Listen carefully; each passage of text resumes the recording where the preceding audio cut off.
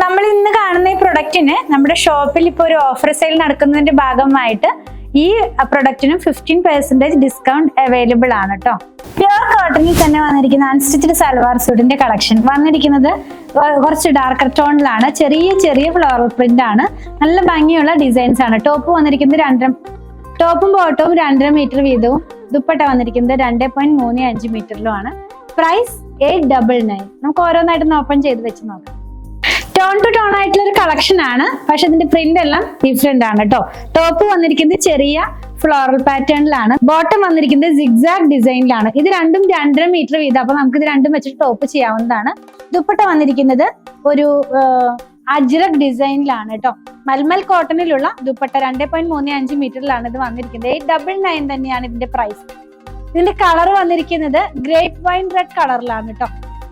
Next shade peacock green ഷെയ്ഡിലേക്കാണ്. നല്ല ഭംഗിയുള്ള ഒരു ഷെയ്ഡാണ്. ആദ്യം കണ്ട സെയിം പ്രിന്റ് തന്നെയാണ് ഇതിനകത്തും പോകുന്നത് കേട്ടോ.